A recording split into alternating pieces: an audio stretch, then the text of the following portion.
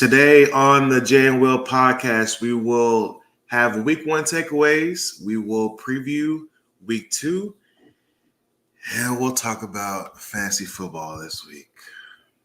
Play the damn music.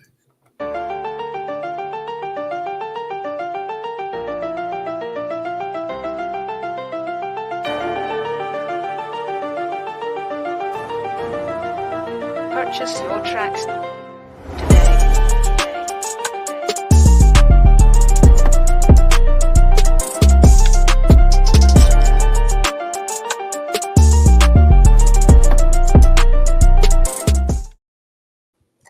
Ladies and gentlemen, welcome to a brand spanking new episode of the Jay and Will podcast.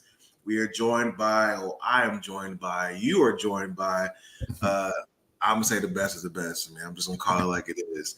It's Jay, and I got my good brother Will with me. What's going on, big bro?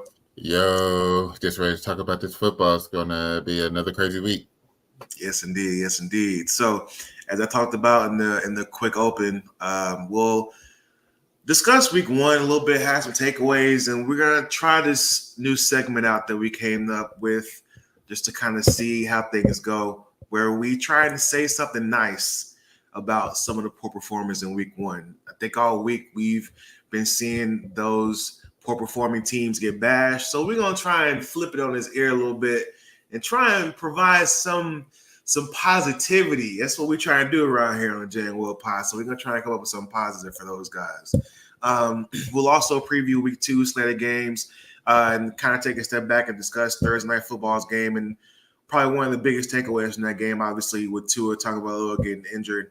We'll have some words on that, and then at the end, we going up against each other in fantasy football this week. So if we do a little preview, a little competitive banter, we'll do that to close the show out as well.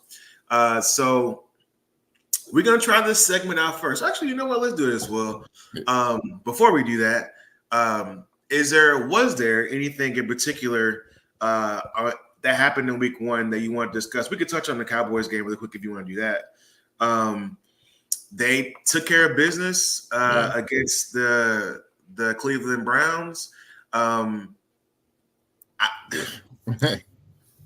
Any opinion on the Cleveland Browns before we kind of do a little dive into what we saw from the Cowboys in that game?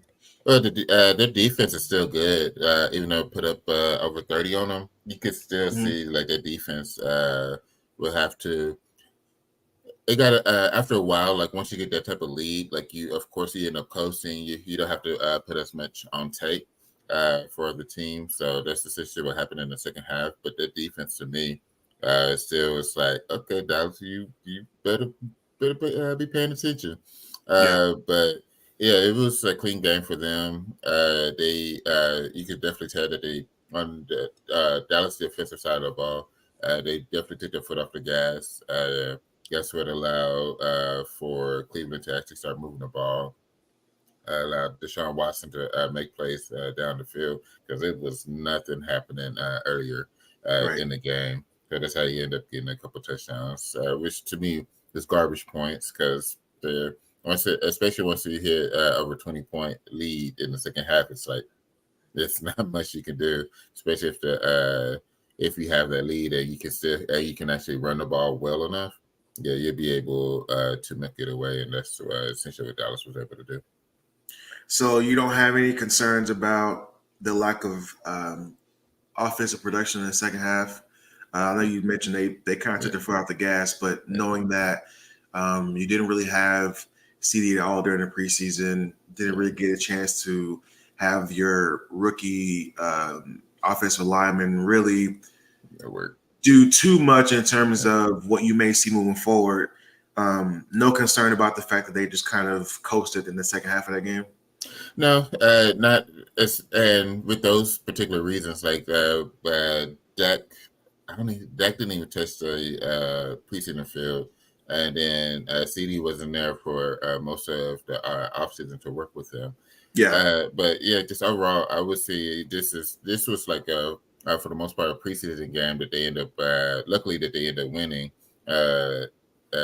in such a fashion. I think moving forward, you're going to definitely have to see more production. But if you just look at the first half, they were able to continually get the first downs. It'd be third and short. They was able to get it. Even got a short run touchdown from Zeke. I think it was Yeah. like 1 or 2 yards out. And last year that was a struggle.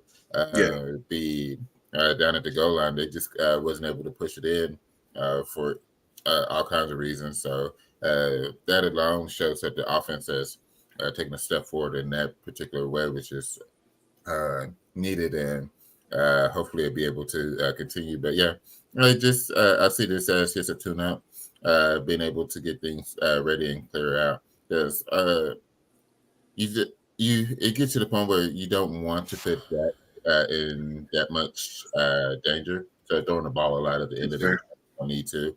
Having CD to take shots at the end of the game, we don't need to. So that's why I was okay with what did the offense with in the second half.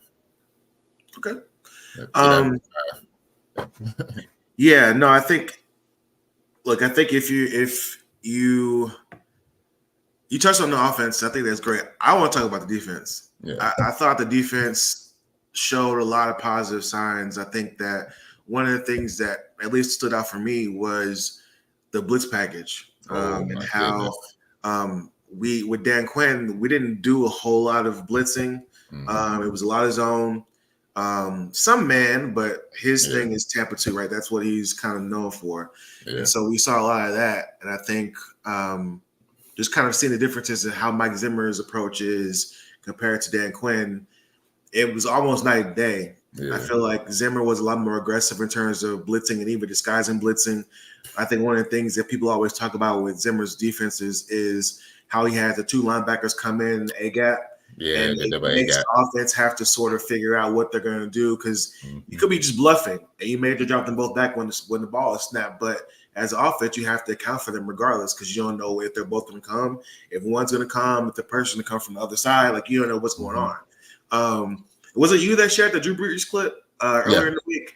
yeah, Him discussing how you have to sort of accommodate for any potential sequence of those events all week yeah, long. And yeah, he mentioned how Mike Zimmer was the most difficult defensive coordinator he had to prepare for throughout the week. yeah, It was almost like he was like, I dread having to deal with that, because he has so many different combinations of blitzes that you have to be able to accommodate for everything. And so yeah. when you see those two linebackers split that A gap, you Mm-hmm. have to account for that, because now you got potentially 6 or 7 guys blitzing and Yep, only have 5 offensive linemen. So now you either gotta have a tight end stay in. That's yep. one person that's less out, and as a Running potential around. receiver, Mm-hmm. and you may have to have your running back stay in. So it's impacting every aspect of the play if you're an offense, and so you can kind of see that. And I know people have talked about the fact that the Browns had both their starting tackles out, and then they lost Mm-hmm. 100 tackles throughout the game. I'm like, look, we Cowboys have seen that happen too. So it's like, Mm-hmm. it's the NFL, bro. It is what it Yeah, is. Your 5 guys are out there, got to do their job. So yeah. the excuses week 1, I mean, it is what it is. But how do you feel about the quarterback situation in Cleveland? Because I've heard people discuss throughout the week that they may need to start thinking about putting Jameson, which for me, if you paid Deshaun Watson all this guaranteed money Mm-hmm. for it to be week 2 of the season, and it even be a discussion about whether or not Jameis Winston should be the starter, Yeah. that just kind of says a lot about where they are as a team. So any thoughts or opinions on that situation? Well, so Cleveland made the playoffs last year, They did. and it was in part to not having Watson on the field. Like, they had a crazy amount and sequence of quarterbacks out there, and it was enough. It was essentially, like I was saying earlier, with the defenses, just get somebody out there that can at least score 2 touchdowns, get us to about 17 to 20 points. If Yeah. you get us to 17 to 20 points, the defense is going to hold the other team most of the time to 14 and under. Like, that's how well the defense, that's how Garrett was able to get Defensive Player of the Year. Like, that defense was solid. So it gets to the point where now you having Watson in there. I know the first interception was tipped by Parsons. Parsons, And then the other one ended up kind of like a overthrow. Maybe that was tipped as well. But and that's how Diggs was able to get it. So those turnovers is like, especially for a team like Dallas that can put up points continuously, even if it's field goals, just constantly putting up points all day. They can hurt, and yeah, that's what ended up happening. So, and then he didn't seem as athletic, being able to get off around the edge but also you had Overshown being a quarterback spy affects that as well. But typically you could count on Deshaun getting out the pocket at least to extend the play, and that just wasn't happening. It was just bad throws, either too wide or just was just off target. So yeah, the fact that they're thinking of putting Jamison it's might have to have a discussion about that, because Jameson, at least he's going to turn that ball over, but he also going to throw some touchdowns. Because facts. I think he was the first 30-30 dude, 30 Yeah, touchdowns, 30 interceptions. yeah. So that lets you know he has no problem slinging that thing around. So but yeah, that's a problem if you're already having the discussions after paying him that much initially in the season. First off, shout out to the president and CEO of Glow Sun Productions joining. Appreciate you, bro. Real last thing I wanted to touch on, and then if you had any other games you wanted to talk about regarding week one, we can do that before we do the say something nice. You mentioned them just now in your defensive detail. Overshown. Look, I've been like one of the things that has been funny for me, like I talked about a little bit in last week's show, that I've removed all of my emotional attachment to the Cowboys this season. People take that as me rooting against them. I'm not. I'll never root against the Cowboys. I'll never do that. But in terms of like my emotional stability week to week based on their wins and losses, I'm not tuning into that. Shit. But I'm not. I know what I see. Yeah. I watch the game, and I'm gonna call it the way I see it. Yeah. That boy Overshown. That boy might be the real deal. Yeah. And I watched some programming earlier in the week that they were previewing the game, and there was discussion about how last year the linebacking coaches at training camp were gushing about how good this dude was going to be before he got hurt. Yeah. For those that don't remember, he tore his ACL in training camp. Yeah. Or it was a preseason, actually. I think it was preseason game. Yeah. Tore his ACL, and so he didn't get to play at all last year. And so he had the whole year to rehab and get healthy, the whole offseason. And so, look, if you're going to get hurt, getting hurt in the beginning of the year gives you the opportunity to kind of have a full offseason back healthy and hopefully ready to perform. We're seeing now with Kirk Cousins, who got hurt, but he tore his Achilles mid-season, and we're seeing now that he still needs more time. We'll talk about that here in a little bit, but he looks like the real deal. Yeah. And they went out and got Eric Kendricks in the offseason. I think their only free agent signing, I believe, in the offseason was Eric Kendricks. And that linebacker position that we thought was well maligned last year in terms of depth when we lost Van Der Esch when he got hurt. And retiring. So just your thoughts on Overshow's performance and kind of where his ceiling could potentially be as a linebacker for this team. So I don't even know what the ceiling is. It's really high. Guys, his speed is he has safety, because he at Texas he was a safety that then got converted to linebacker, and then Dallas drafted him as a linebacker. So he has that safety speed, and it was on full blown Sunday. So they primarily used him as a spy as well against Cleveland, and that's what they're going to be able to do moving forward as well. Playing Jaden Daniels twice this year, so you play Jalen Hurts twice this year. So you have a bunch of athletic quarterbacks on the schedule this year. So having Overshown at the being able to keep an eye on them and being able to track them down the way that he did. Because it wasn't just his speed that was fantastic; it was his tackling.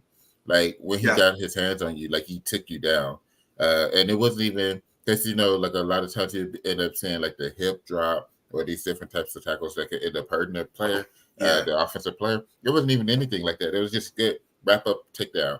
He even with the sack on Deshaun, it was in the second half.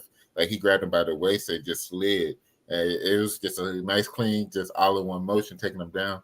It was like, yo. So being able to get him back is to me.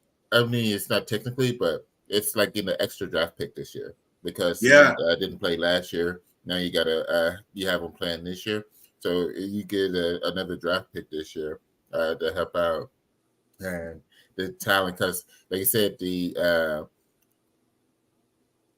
I guess it was kind of good for him. Like, not trying to be negative, but with him missing last year, he was able to rehab and watch the game to be able to see, to get more knowledge of it, to be able to be on the sideline, get coached up about it. But also, it allowed Dallas to go get Eric. Like, Eric Mhm. is much better than what I expected. Yeah. Because I know he's an older linebacker, but Mhm. what he was able to do Sunday was like, yo, he's viable. Like, it was just weird to see. We actually had like a solid linebacker core. Like we hadn't had that in a while. Like, Right. especially because like Parsons, he's mainly hand in the ground, rushing the quarterback, not necessarily dropping back or playing in space like that.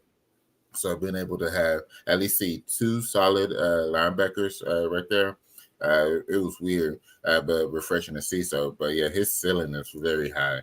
The speed, the tackling, and now once he is able to combo that with knowledge, that's what's been able to not necessarily react to plays, but anticipate plays. Oh my goodness, I think if once he does that, he would take this defense to a whole new level. Once it gets to anticipation. And what's interesting for me is like all of a sudden, and you just touched on it a little bit, a position that was just bereft of depth last year is kind of stacked now. Like you still got like um players who were starting last year Mm, not even really seeing the field now because of yeah, the depth that you have. yeah, I know a few years ago we were excited about Brillo Cox. Now he's obviously at the Commanders, yeah. but even last year, and I'm blanking on his name, number 33, that was started for us last year, Uh, second year guy. yeah. He didn't even see the field this past week. He Hmm. played decent. He's just a smaller guy. He's one of those guys, and we know Dan Yeah. Quinn had an affinity for kind of converting safeties and having to Yeah. play linebacker because of their speed, but they Yeah. were so small that they weren't able to wrap up and run defense. And we saw San Francisco run over them. We saw Green Bay run over them because Yeah. they were smaller guys.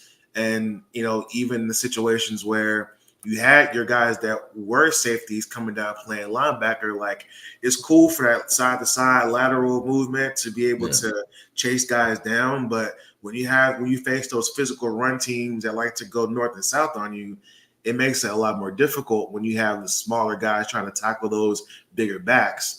Definitely. And we obviously know San Francisco has kind of been the bugaboo for the Cowboys, and a lot of the reason for that is because they're a lot more physical team. And when you have these Hmm. smaller guys that are disguising themselves as linebackers, we see them get exposed in those Hmm. scenarios. So Yeah. Overshown, you talked about him playing safety at UT and then converting to linebacker, but he's a bigger dude. Yeah. He is. And obviously you talked about the speed that he has, and I can't remember what play it was. If you do, let me know. But I remember there was a play specifically where he was chasing a dude down. He basically came from the opposite side of the field and chased this dude down the sideline. Micah was also trying to chase this dude down, and he looked like he was faster than Micah. Yeah. Yeah. And if he's faster than Micah, bro, playing the linebacker position, Yeah. good luck to everybody else. I think Yeah. there's a lot of reason. Also, too, we can touch on him really quick. I thought Kalen Carson looked really good. A guy Yeah. who was kind of thrusted into a starting position Hmm. when due to injury. with in the Deron preseason Bland. with Deron Bland getting I think it was a broken foot, if I'm not mistaken. There's some sort of foot issue. Yeah. Where he's gonna be out for 4 to 6 weeks of the season. So Kalen Carson was a guy who got put in the starting lineup that wasn't planned to be a starter up until recently. I feel like Moreland held his own in that game. Any opinion on him or takes on how he looked? He played great. I think because he matched up a few times against Cooper. Yeah. And I think he only gave up like 2 catches, maybe 20 yards or something. It wasn't anything insane. But he deflected like another 2 or 3 passes, or defended another 2 or 3 passes. So being able to defend Amari like that was top notch. Because Amari, his route running and his hands has always had him as a receiver number 1 on whatever team he goes to. So for him to be able to hold his own, yeah, that's great. And so that's just more depth at the cornerback position. Yep. So because now you, when Bland comes back, you have 4 solid cornerbacks at that point. Because you have Diggs, Bland, you have Carson, and then you end up having can't think of his name. Jordan Lewis, yeah. Yeah. So you'll be able to run deep that way. And so, yeah, the rookie's nice. Just be he should get some good competition today against the Saints. Just a little bit. I think the Saints offensively is better than has a chance to be better than what Cleveland is. So should be able to see what a little bit more of what he has. But yeah, just off just first game going against Mari. Yeah, thumbs up. I think there's a lot to be excited about on the defense, and I think what you kind of piggyback off what you mentioned earlier when you were talking about the offense, about them kind of letting their foot off the gas. I think you like the potential of what you saw in the first half. Yeah. As far as them moving the ball, and you talked about Zeke and that, and those goal line or I guess inside the 5 touches that they struggled with last year. Hopefully, having those things sort of fixed with having a guy like Zeke being back. I saw a lot of discourse, and I'm not gonna lie, bro. Like, having my unique stance with how I follow them now, I'm starting to see a lot of shit where I'm like where I'm like, I see why people don't really like Cowboys fans that much, because I saw something. There was like this discourse on Twitter about everybody was talking about how the Cowboys should went after Derrick Henry. But he only averaged, I think it was like, he averaged like less than 4 yards a carry. He only carried the ball 13 times in that game. He had it that much?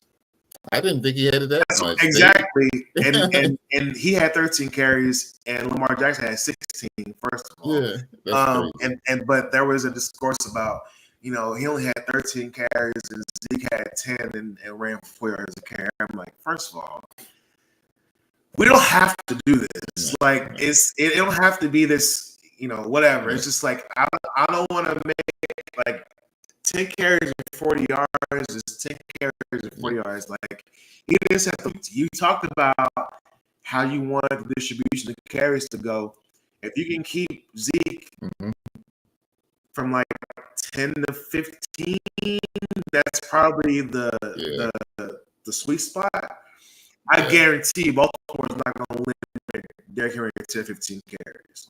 No. So that alone shows, in my opinion, that he's a more valuable back, because, correct me if I'm wrong, I felt the reason why they even got him was to eventually scale back Lamar's touches as far as his positions, right? So I don't think we see that imbalance that we saw week 1 on a week-to-week basis. We'll see today how they sort of it may be something we kind of try to look at week to week, how they end up eventually sort of leveling out the distribution as far as they thought would have been better. Or I don't know if Lamar just kind of reverted back to his old habits. He just kind of has to work his way out of that. I don't know what it was, but I think that'd be kind of something for us to kind of keep an eye on as far as how they adjust those carries. But we don't have to do this. Zeke was the right signing over Derrick Henry. We don't have to do that. Just focus on you. Enjoy your team. Focus on your team, bro. Don't worry about what's going on over here. But anyway. Before we move on, So I think it was the talk for Lamar. So Lamar typically runs, let's say about 10 to 12 times per game. Mm-hmm. Uh, but then when he plays against Kansas City, he doesn't. In that playoff game, he might have had like 5 rushes. Like he wasn't running at all. And even when the offense was bogged down, he was still just trying to throw, Mm-hmm. instead of using his legs to break open the offense to be able to then throw the ball downfield. Like it was crazy to watch that playoff game. So I think that's what it was. I think it was just in his ear or in the back of his head that I need to run, I need to run, I need to run because I hadn't been running against his team. So I think though it's not necessarily reverting back to like what he typically did. I think it was just that team that he's Okay. had issues running against. So he wanted to essentially show to himself and the world, say, yo, I can run against this team as well. So I think that's what a lot of it was the fact that that talk happened. I can see that, and I think he probably does have that chip on his shoulder in terms of going up against that team, because that's kind of been his bugaboo, is getting over the hump, which I mean that's everybody's bugaboo, is beating the Chiefs, if we're honest. But I could 100% see that being a thing where kind of like that Michael Jordan meme, I took that personally type of exactly. mentality going into the game. So I can see that, and like I said, we can we'll see this week, and then we'll just kind of see. I'm interested to kind of see week to week how they end up working that out. Mm-hmm. But obviously we don't anticipate him doing that every week. That's just that's not the point of getting Derrick Henry. I mean, you get him to absorb those carries, and two, like you got to protect Derrick Henry also. And so there may be a thing where let's just pace him out and let's just make sure we get him acclimated, but we don't spam him and give him 25 carries in the first week. You know what I mean? Like it's a long season. There's no reason to kind of do that. And I'll quickly talk about the Texans game against the Colts. Mixon got 30 carries in that game. Yeah. And I was sort of surprised by that. Yeah. Because they obviously have a good player in Dameon Pierce that was there last year. They ran the ball well. I think he had 1,000 yards last year. So I thought it would be more of a split distribution as far as carries go. Mm-hmm. But I think Pierce had 3 carries in that game. So to have that sort of 10-to-1 ratio as far as distribution is very surprising. I don't think that's the case every week. As someone that has Joe Mixon on his fantasy team, I wasn't mad at it. But I think there's a reason why Cincinnati was okay with letting him go. He had sort of regressed over the past couple of years, and I think part of that was due to health. And so I think it's important that they sort of be more mindful of that in terms of how they use him moving forward. He had a great game. He ran for 159 yards, so he was productive. He averaged over 5 yards a carry. But we want to make that as sustainable as possible, and 30 carries a game is not really conducive to make that happen. So, all in all, it was a good game. I think one of the things that was sort of a point of emphasis in the offseason for the Texans defense is the secondary and how they're going to sort of pan out. They drafted a rookie corner from Georgia, Kareem Lassiter, who started alongside Derek Stingley, who did decent. But, I mean, I don't know if you saw those highlights of Anthony Richardson's passes. He had 3 passes over 50 yards. And one of those, he kind of slipped and didn't really get his back foot into the throw and still threw that bad boy 60 yards out of the field. Jesus. So there are some issues on the back end that I think were sort of a concern. The front seven really wasn't a concern. They played pretty decent. Richardson's numbers weren't great. I think he only had 9 completions throughout the game, but when you have 3 passes, those 9 are over 50 yards, it makes it look a lot better. Yeah. So, and it made the game a lot closer than it probably should have been. C.J. Stroud played well, but it's a divisional opponent. So those are going to always be tough, and it was on the road. So to get a win, you'll take it however you can get it. But I think tonight they play the Bears on Sunday Night Football. They should handle business against them. We'll see how it goes. I'm interested to see Rome Odunze. They're now saying may play when he originally was originally looked at as probably doubtful. They're now saying that he may actually play. So we may see the Bears have their full complement of receivers this year. in this game. So we'll see how that goes with Caleb. And to be honest, I don't know if there's any more excuses because he didn't look great last week. He did not look We can great. kind of use that to transition into. I'll just ask you if you had any other games last week that you felt like you wanted to discuss or any takeaways before we do the Say Something Nice segment. It was. We can go ahead and start this. Say something nice because it was Okay. going to be kind of mixed in. Okay, cool. With the one that I want to talk about is kind of mixed in. Okay, bet. So we are introducing a new segment of the show. Look, we don't want to go and do takeaways for each game in week one because we don't want y'all to fall asleep because you probably heard takes about every game so far coming into this Sunday. Yeah. So we said let's do something a little bit different. So we selected some games from last week's slate where there were some teams that didn't perform particularly well. And we just wanted to scrape the bottom of the barrel for some of these, find something positive out of their performances. So we have 3 games that we've picked. The Panthers-New Orleans game, where the Panthers lost to the Saints 47-10. The Cincinnati Bengals game, where they lost to the Patriots at home 16-10 in the first game in the post-Bill Belichick era for the Patriots, where obviously expectations weren't very high. And then we had the Jets game, or the Jets losing to the 49ers 32-19, despite the 49ers not having Christian McCaffrey. And the Jets' supposedly vaunted defense let undrafted free agent Jordan Mason run for 147 yards, as if he was the second coming of Christian McCaffrey. So I'll let you start since you had a particular game in mind. Which one of those games you want to discuss and try and find something nice to talk about? The Cincinnati game, Cincinnati and New England. Okay. So I would say the nice thing about that is I feel like that this game was the bottom for them. At this point, it'd be everything just rising up.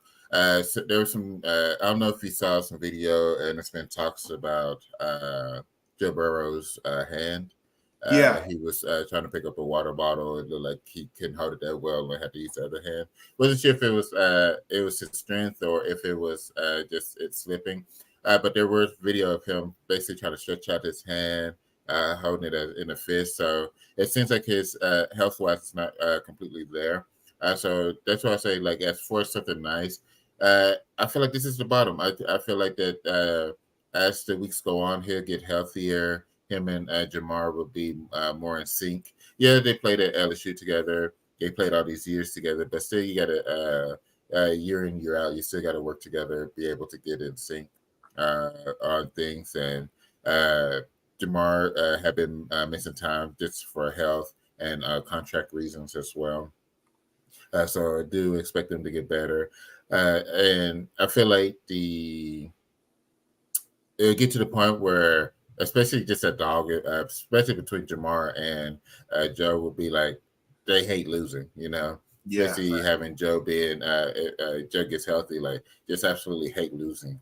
And that's when the dog comes out. That's why I expect them to make the playoffs, is because the two of them being able to just put it together and put points up crazy amount. Because Jamar's the type of receiver. It's kind of like the Moss, the Dez. Like, you can throw 2-3 folks on him, he's still gonna get the ball. It's just that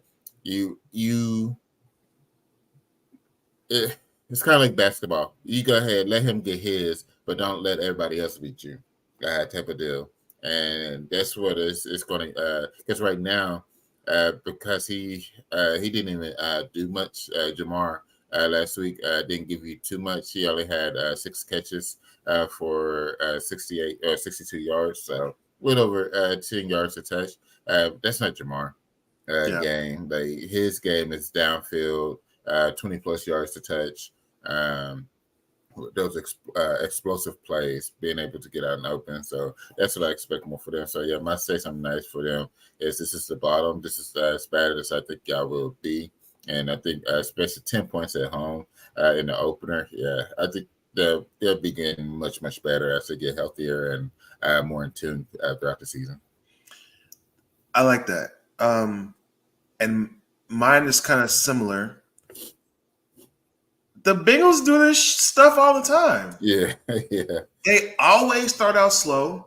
They Mhm. all we talked about this last week, and I brought it up last week because I felt like Joe Burrow. This is the first offseason where he was, at least we thought, was reasonably healthy.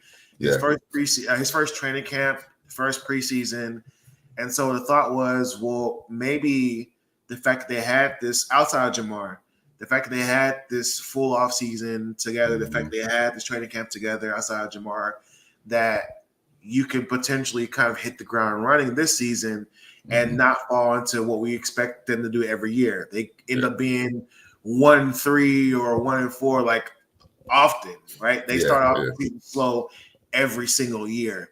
And so I think if it's positive, if you're a Bengals fan, it's like, we do this all the time. So there's not really a huge reason for concern. I will say doing this against the Patriots at home does not look great. Yeah. But to your point, they, Jamar Chase, they'll figure it out. Obviously, they went to college together at LSU, so they have the rapport. Yeah. But I will also say, too, it could say a lot about the fact that the Patriots defense might be legit for real, too. Yeah, yeah. They got to do Christian Gonzalez, that corner, that dude is a problem. So that could be something that's interesting as far as them potentially playing spoiler, particularly in that division where we don't know what happens with Miami now. We don't know how long Tua is going to be out. Yeah. And, obviously the Bills are who they are. The Jets, we don't know. We'll talk about them here in a second. Yeah. We don't know what to expect from them either. So you never know. I'm not saying they're making the playoffs, but there could be some spoilers that could potentially impact other teams' potential playoff hopes. So we'll see, right? I think it's something that we'll have to keep an eye on that we may not have thought about having to keep an eye on before this game. But if you're Bengals, I think the positive is that you should be used to having slow starts. That's kind of y'all's thing. And then also, too, T. Higgins in play, and there's been talk about whether or not that calf injury is because he didn't get his money and he's sort of kind of taking care of himself. Who knows, right? But I think that's the positive is that on top of what you mentioned, y'all, this happens all the time, and y'all make the playoffs almost every year. So it's like it's just more of the same thing. So I don't think there's any reason to press the panic button. I think there is. If you are a fan, this is kind of how it goes. So there's no reason to be pessimistic. I think you can look at this and say, hey, why would I have expected anything different? Honestly, this is kind of how we always do things. So I think that's the nice takeaway from it. So that's our say something nice for the Bengals. Yeah. I'm going to hold. Let's just get this one out of the way because I don't even know where to go. Panthers get demolished. Yeah. Get boat raced, get whatever you want to call it, by the Saints 47-10. We talked a little bit in pre-production about what you feel like is positive. So I'm going to let you start with this one because we got to really try and find something to say something nice about the Carolina Panthers despite that poor performance. So let's say something nice about the Panthers. It looks like they got out of the game healthy, which is, that's a step up for a lot of teams. It's just being able to get out the game healthy. Also, it's better to have a terrible game like this than to lose up close because this one, it shows that you have a ton to work on, which, you said your quarterback is in his second year and Bryce. So I think that's the big thing is just it was so bad, like you don't even have to look at the tape. You just know that it's basically work on all facets. But the struggle for because they gave up almost so the secondary did well. They gave up less than 200 yards passing, so that's really good. But then they gave up 100. Excuse me, they gave up 180 rushing. So they do have to clean up the run defense. I feel like if they clean up the run defense, it will just help the overall game for them. Just because if you give it up 180, like at that point, the offense is able to do whatever they want Yeah. to you, and it's like that's what leads to this 37-point blowout. So yeah, clean up your rushing defense for Bryce Young. I don't know if it's his arm strength or that's what I've been hearing about is his arm strength isn't as well as expected. So you have to just get creative with the plays, being able to get him in space, move the pocket around, just to be able to protect him because he is a smaller quarterback Yeah. overall, but he has. I feel like he has enough athleticism to be able to make decent throws. It doesn't have to be the 50-yard bombs, 60-yard bombs down the field, but it can be a consistent 10 to 15 to 20 tear it up as you're going. So that's what I think the main thing for Carolina to do. Work on your rush defense because your pass defense did well enough, keeping it under 200 yards. Move Bryce Young around in the pocket. Because I feel like this, like I said, this is a game that gives you a lot to work on, just so that you can have a chance to become a better team instead of losing up close. And now you don't know what to really work on. Say this or this, and you still end up continuously lose. But this can basically build a foundation. It's like, okay, so we play terrible. It happens. Now we can just focus on making sure we don't make the same mistakes. So for Bryce, don't throw the bad interceptions. For the defense, don't give up the big runs as well. So that's the positive I see going. It's for them to this gives them a chance to build a better foundation because it's essentially torn down to the studs. So now you can build upon it. That's very good. My positive is this. Yeah. Quinn Ewers, Shedeur Sanders, Carson Beck, Cam Ward. Those are the top 4 quarterbacks that are expected to be in the draft next year. Yeah. If you extrapolate that performance that we saw last week and extrapolate it for the rest of the season, the Carolina Panthers, again, will have the number 1 pick in the draft. Yeah. We've seen Coach Prime say that he wants to sort of control where Shedeur goes, which I don't know how you do that. But I can imagine that if there's any sort of – we've seen precedents set before where certain quarterbacks have been like, this is the number 1 team. No, this team has number 1 pick. I'm not going to go there, so don't pick us. We've seen that happen. So it's possible that can happen. But Eli and the Phillip Rivers situation, and we've seen it. So there's precedence for it. But he's not the only quarterback in the draft that can potentially be a franchise changer. Look, unpopular opinion, hands up. I like Quinn Ewers. I think Quinn Ewers is a good quarterback. Obviously, he got hurt yesterday, and not sure how long he's going to be out. And we saw what Arch Manning did against UTSA, but he showed a lot of promise. So there's obviously potential there. I think Quinn Ewers he's shown a lot of growth in his game since his freshman year. He lost a lot of weight. You could tell he's taking things a lot more seriously. Yes, he is. You can see the production on the field. I think he's going to be a really good quarterback in the league. That's just my opinion. Carson Beck, if I'm honest, I'm not the biggest Carson Beck fan. Not that he's not good. I just don't see after last night what everybody else sees in him. But we've seen what Cam Ward is doing in Miami, and I think that translates well. And even if you take Shedeur out of that, let's just say they pull the Eli Manning thing, you still have between Quinn Ewers, Cam Ward, and Carson Beck, I guess. You got guys that are at least for sure bigger and have more pocket presence than Bryce Young.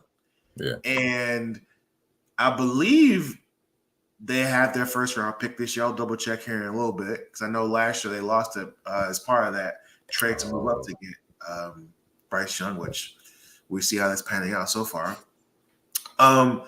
So I think there's positive in that light because I'm gonna be honest, I'm not saying that Bryce is a bust, but I just don't think that's the best fit for him. Yeah. I think there's potential for him to be better somewhere else. That offensive line is not very good. I'm gonna get positive here in a second. I know I've been negative the whole entire time, but the offensive line just isn't very good. I think they had like 5 sacks last week, given up, and I think this is a pivotal year for him because there's a reason why he drafted number 1. We can argue about whether he should have been number 1 or CJ should have been number 1. Obviously, we're seeing with revisionist history who we would have picked, but at the time, for whatever reason, there was questions about CJ coming out of Ohio State. But I don't know if Bryce is in the best situation for him. Not having a team that has a good offensive line, they're bereft of weapons. It's kind of hard, man. I don't want to use this and say he's just not a good quarterback, although he has not shown anything really positive. His second pass attempt was a pick 6 last week. So there's a lot of negatives, but my positive, because look, we talked about this before we started recording. Between them and the Giants, it's going to be negative all year long. And so I got to try and find creative ways to be positive because they're going to be part of the segment for the majority of the year. And so I expect to kind of see this lack of production on the offensive end throughout the entire year. And so my positive is you have the next draft class to look forward to for quarterbacks. I think if you don't succeed this year and you end up with number 1 pick in the draft, I think you got to go quarterback, man. Like I just don't know how you, unless you go like left tackle just to try and get Bryce some help. Yeah, I think you got to go quarterback because of how deep that those 4 or 5 guys are in that draft. I think you got to go because to me this 2025 draft, list of prospects at quarterback is better than what we saw in this past draft. To me, that's true. And so I think because it's a better class and deeper class, I think you got to take a bite at the apple and try and reset and see if you can move Bryce or I don't know. But that's my positive is the 2025 quarterback draft class looks very good. Yeah. And I think either of those guys, just because of their physical stature alone and their creativity to get out of the pocket, they look like they would bode better in that system than a Bryce Young. And who knows? They might not even have the same coach next year. And whoever coach comes in may say, I want to have a say in who our quarterback is. And they may want to take somebody coming out of that draft. So my positive is that the draft looks good for quarterbacks. And if you're high in the draft, which we anticipate they will be, you got an opportunity to get a good guy coming out of the draft. So that's what I would look forward to if I was a Panthers fan next year. Right. All right. Our last Say Something Nice is going to be to the New York Jets, who had a lot of hype coming in. Obviously, Monday Night Football, they went against the 49ers, and Jordan Mason ran crazy on that supposedly very good defense. The final score ended up being 32-19, but it wasn't that close. They got a garbage time touchdown to make it look a little bit better. But it wasn't close, and they ran through them, if I'm being honest. So let's say something nice about the Jets. What you got? Garrett Wilson is a beast, very talented receiver for the Jets.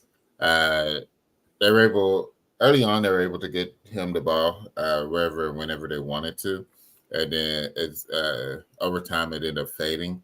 But that's what they have to work on is still getting to where they can keep getting him the ball throughout the whole game. That's how they're able to get the early touchdown. They was getting him the ball off to the in like quick routes, get it to him real quick and in space so that he can go make a play. And that's what he was doing. He was making plays. So that's what they got to get back to. Breece Hall, very talented running back. He didn't. He had 16 touches, but it was right around a little over 3 yards to touch, 54 total yards. So that has to get worked on. But I feel like he is one that you can move around a lot as well. Put him in receiver spacing, have him in the backfield to for handoffs and stuff like that. But between him and Garrett, like you have talent on that side of the ball, and Mhm. that's what you're going to have to do is lean heavy on that talent with those two getting both of them the ball in open space. Because Rogers, he has some nice throws. Yeah. Receivers were dropping it, unfortunately. There's mistakes all over the field. But he was getting it to him, man. He looked a lot better than what I expected in the first game. So just moving forward, I can see them between Garrett and Hall, like them dudes going to get a lot of touches moving forward. Because Mhm. total, like Garrett only had 6 touches. Brees ended up having 21 total between running and pass catching. But Garrett got to be up there as well. Garrett has to get the ball over 10 times a game, like actually catch. He had 11 targets and 6 catches, but he has to have 10 plus catches each game. And actually, not even just catches. You can do end arounds, basically what Dallas does with CD, end arounds out the backfield. Like this dude has to have the ball in his hand for your offense to move forward. And that's what I think the positive is you have these two guys on your team, get them the ball. As long as you keep getting these two guys the ball, it opens up everything for everybody else. So go heavy with these two. Yeah, I think my overall positive is Aaron Rodgers may have the game healthy. Yeah. Yeah. That's the positive. Yeah. And so now, even despite the miscues and stuff that happened throughout the game, you can correct them all because he's going to be available week 2, and Yeah. so you have the ability to work through those issues. You have the luxury of time because of what happened to Tua. That division may be more wide open than we thought, and so there's no reason to panic. They didn't look good. They didn't look good, but they had the opportunity to work through it because they didn't lose their quarterback 4 plays into the season. Yeah. So I think that's the overall takeaway is that you got out of that bad boy unscathed, and you can work on the issues and kind of see the results sort of hopefully show themselves throughout the duration of the season. So I think that's the takeaway is that win or lose, you didn't lose your quarterback, so you kind of won in a way. Yep. Because all the things that we saw that were issues can be fixed. They weren't going to be fixed if you didn't have your quarterback to be there available. So I think that's the positive is that you came out of that bad boy healthy, and you can now look forward to fixing what ails them. I think the defense will be fine. Look, it's hard to stop a Shanahan scheme. They just, we've seen now that I don't want to say anybody can do well in it, but he knows how to game plan and scheme ways to take advantage of things. So it just is what it is. Quick side note. I don't think we talked about this last week, but I just want to give you a quick opinion on it. If the 49ers don't win a Super Bowl this year, is it time to have a discussion? Oh yeah, absolutely. Okay. It is because what it will be. They've been to the Super Bowl twice in the past 3 years. I believe that's correct. Yeah. Yeah, because Philly went 1 year. Right. So it's twice in and you still haven't. Yeah, you got to have that discussion. Because I feel like they're. I mean, if you're ranking teams in the NFC, they're kind of. I mean, you can maybe argue Philly, but I feel like at least in the regular season, they're kind of in a class on their own. Yeah. So you would think at some point they got to win one, and they end up being a bridesmaid and never the bride. I feel like at some point, all I see is positives about them, and how great they are, but they don't have a ring to show for it yet. Yeah. And so for me, it's like, all right, well, I feel like if this is any other team, folks would be like, when are they gonna get it done? But you don't really ever hear people talk about that. And so for me, I'm like, if they don't get it done this year, when are we gonna start having a discussion we have about all the other teams that don't get it done? Because I thought we never had that with them. So I thought about that. And I was curious if you saw it the same way I saw it. I'm like, at some point, you feel like you got to get it done at some point, right? And I just want to point this out: the Cowboys have won a Super Bowl more recent than them. I just point that out. But no one wants to talk about that. No. But you definitely got to have that discussion. You keep making it to the Super Bowl or even to the championship game. and you haven't won it. Yeah, it's Patrick Mahomes, but I mean, At you got some to get it point, done. You got to get it done. like how many bites of the apple do you need, bro? Like, because I don't even have to say this out loud, but if that was Dallas doing that and Oh, falling short, man, listen, that's all we'll be hearing. That's all we will be hearing that's about. all we will be hearing, bro. So I'm just Yeah. like, I find it mighty interesting that we just love talking about how great Shanahan is and how he's just the best coach in the league and how his tree just produces all these coordinators and coaches and all this stuff. But Yeah. remind me how many rings he's gotten? Okay. Yeah.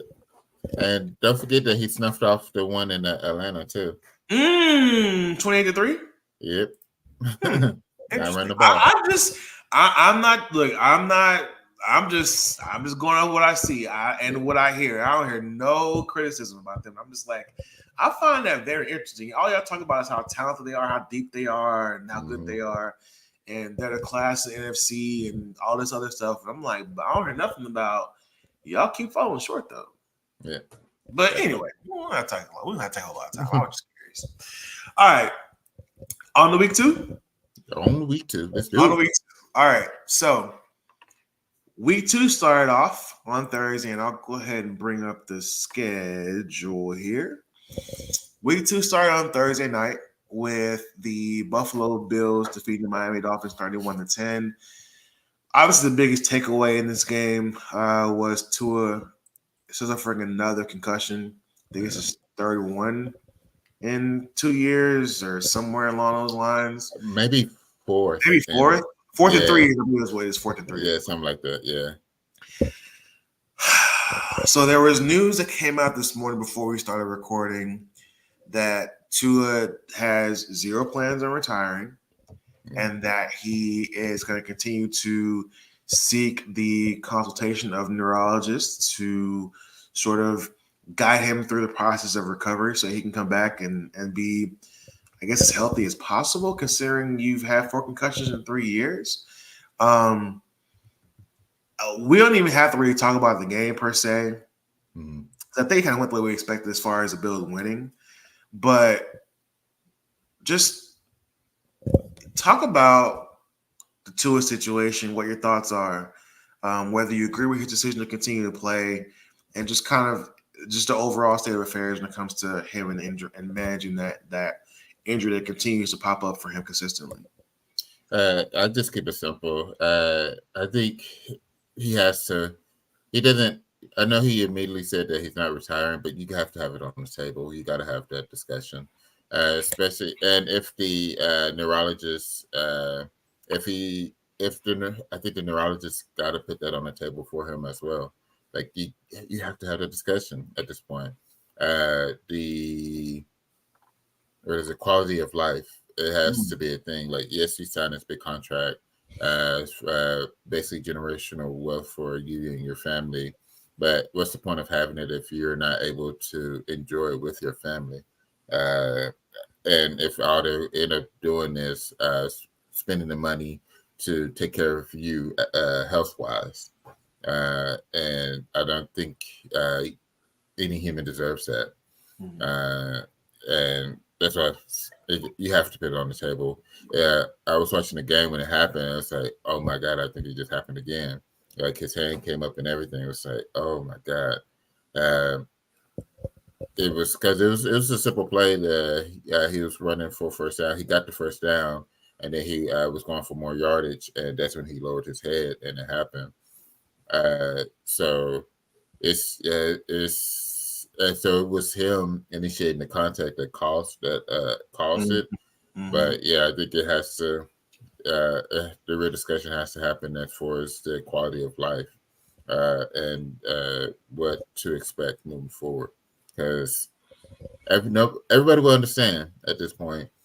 So I'm looking at it. It says this is 3 concussions. Okay. And you have to have that discussion as far as like what your future would look like if you keep playing, if you keep having these concussions. Also, would the NFL have to step in as well to protect him from himself as well, or the Dolphins? but they have to step in to protect him from himself. Because that's what typically ends up happening a lot of time. Of course, the players want to be on the field. They want to make plays. They want to help their teammates because they spend all this time with their teammates and everything. So it is something real. So I think it gets to the point where it's real. You gotta have that discussion. And like Rail said, just ask Troy Aikman. Yeah, Troy was going through it in the late '90s. Like, oh my God, it was terrible. And that's what ended up forcing him to retire was a concussion. So you gotta have it. You gotta put it on the table. Not putting it on the table, not discussing it is, I think it is an endangerment to yourself and to your health overall. So you gotta have a talk.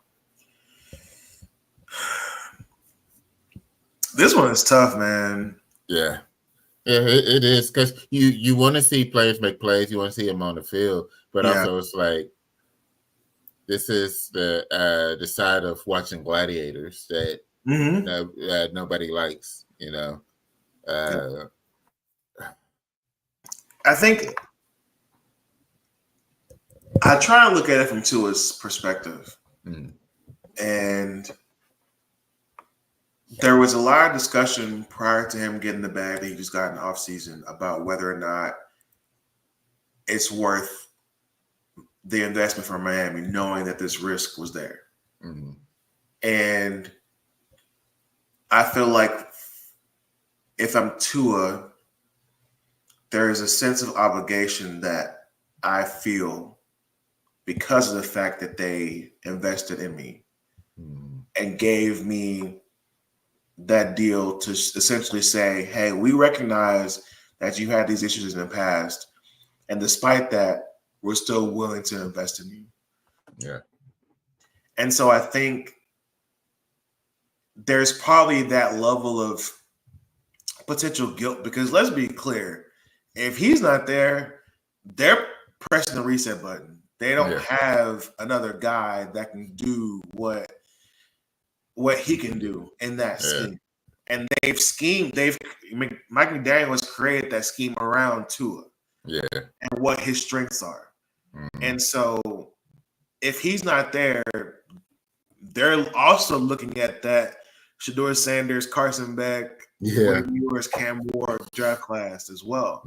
Yeah. The thing about that is that their complementary players in their defense are so good that even without Tua, they can probably get 9 wins. Yeah. And that's not good enough to get a top pick, or that's not bad enough to get a top pick in the draft. So you may not even have a chance to get one of those quarterbacks that are that good in that draft class. So they're kind of in this almost purgatory where they're not good enough to make a run, but they're not bad enough to be a top 5, have a top 5 pick in the draft. Yeah. So I think Tua is probably looking at all of that stuff and feeling like he's obligated to at least do everything he can to be out there in the field. Yeah. But I know his mom has been on the record saying she wants him to stop playing. Yeah. Because she wants him to preserve that quality of life that you talked about. Yeah. And so there's so many things that you kind of have to look at. I think for him, it's a matter of not wanting to let the franchise down because they've shown such confidence in him that now that, especially that he just signed this extension, I'm sure he feels obligated to them. But at the end of the day, bro, like you also have an obligation to your wife and to your family, bro. They just had a kid, a daughter. Yeah. And he talked about that recently, about the fact that now he's a father. And so he has to approach things differently. And you got to speak to that a lot more than I can. But you're not just playing for yourself anymore now that you have a family. And so I can see the macho, if it's just him, the macho, I'm an athlete, I'm a competitor, I'm gonna run through a wall, I'll die for this ish, all that type of athlete speech when it's just you. But you now have someone else to live for and to preserve that quality of life for. And so I think for that, from that perspective alone, I would have looked at it differently than how he's looking at it. But I also can't blame him for feeling the way that he feels because I'm sure he feels like he still has a lot of juice left in the tank in terms of what he wants to do. I'm sure he wants to validate their investment in him and try and do the best he can to get an opportunity to win a championship ultimately. But it's just, I feel for the dude because I know there's so many other factors outside of his own well-being that he's taking into account. But to your point that you mentioned earlier, like maybe somebody needs to step in. I don't know what the league can do, but I'm sure the Dolphins can, maybe nudge him in a certain direction one way or the other. But they also have to look at it from a business perspective, the impact of not having him on that team, certainly is detrimental to what they want to do, especially for their bottom line, because we can say whatever we want. At the end of the day, it is a business, right? Yeah. It's about the bottom line for them. So I don't know, man. I feel for him to even be in this position again.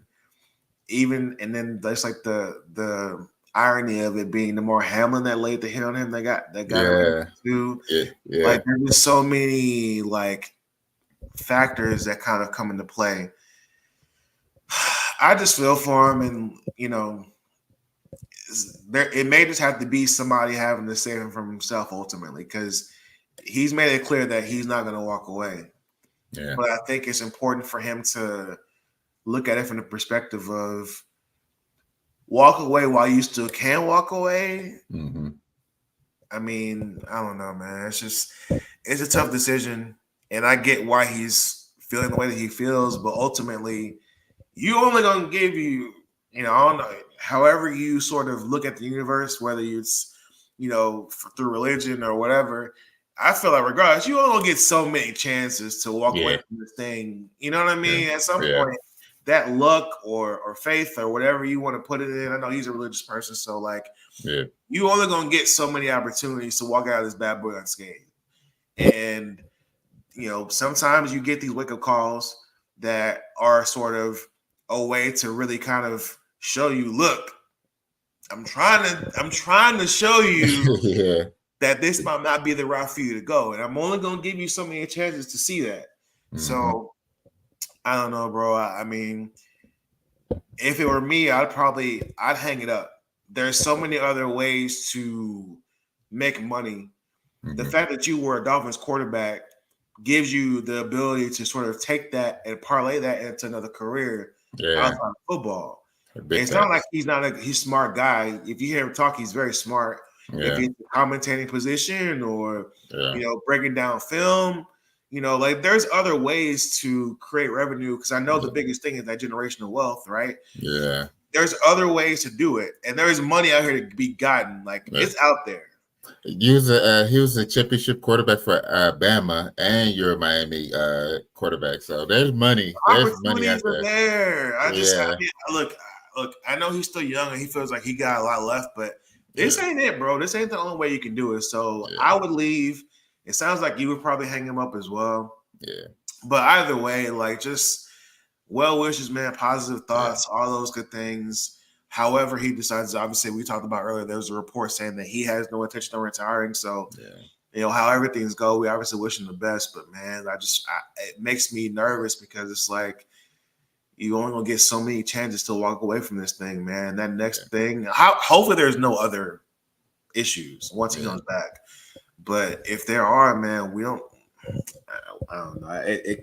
It kind of makes me sad thinking about that, because it's like you talked about the finger thing that happened again. And it's like, bro, we just, to see that like again. Yeah.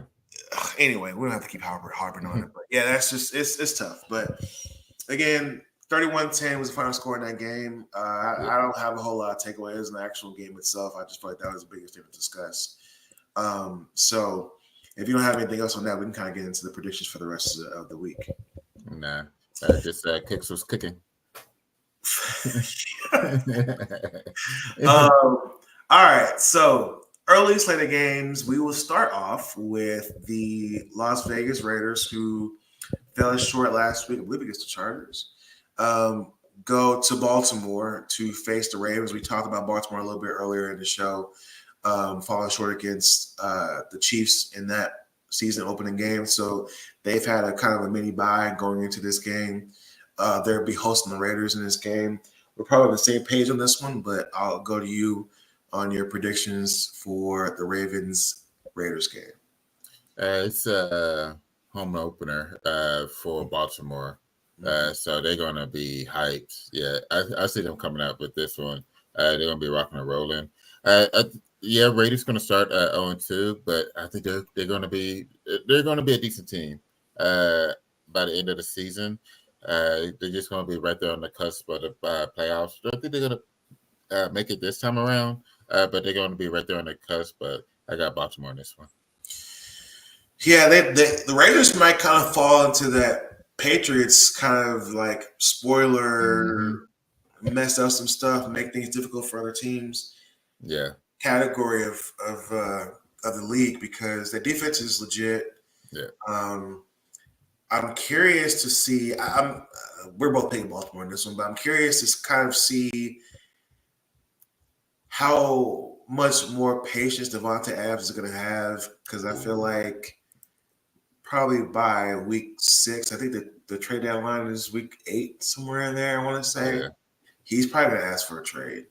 So I'm curious to kind of see how that goes, but they're still going to be a pesky team. They got enough to get probably 7 to 9 wins. And so they can, like I said, they may kind of fall into that Patriots tier where people look at, y'all had that one loss to the Raiders, and that might have affected your ability to get into the playoffs or win a division or whatever else. They kind of fall into that category. So I don't think it's going to be a blowout necessarily. But I do think, like you said, home opener for the Ravens coming off a tough loss. They got a point to prove, so I think they'll take care of business against the Raiders in this one. Another one that we're probably going to be on the same page about the LA Chargers going into Carolina to face the Panthers. Did you see that they were talking about how the tickets for Panthers games were like less than $2? Yeah, I know last week it was less than $2. I don't know how much it is this week. That's but it probably is. It probably still is cheap. For you can break a $5 bill for some tickets to the game. That's crazy. The flight out there is more than a game. It's crazy. The Uber ride there is more expensive than the tickets to the game. Yeah. There's not much to talk about. I'm still more about picking the Chargers in this one. Yeah. Chargers starting out the season 2-0. Yeah. We'll see. Yeah. You want to do Saints Cowboys now? Or you want to loop back? Yeah, we can go ahead. Hit it. Okay. All right. So I don't know. I thought this was a late game. I know this was an early game. Nah. Saints going into Dallas to face the Cowboys. Obviously, both teams look good in week 1. Yeah. Saints demolishing the Panthers, and we talked about that game. We talked about also the Cowboys going to Cleveland, taking care of business against the Browns. Yeah. Thoughts on this game and ultimately who you think is going to win? I have Dallas in this one. I don't think Saints are as good as the blowout. Like Carolina's just terrible. Yeah. So that's just is what it is. And then Dallas played a much better team and handled their business.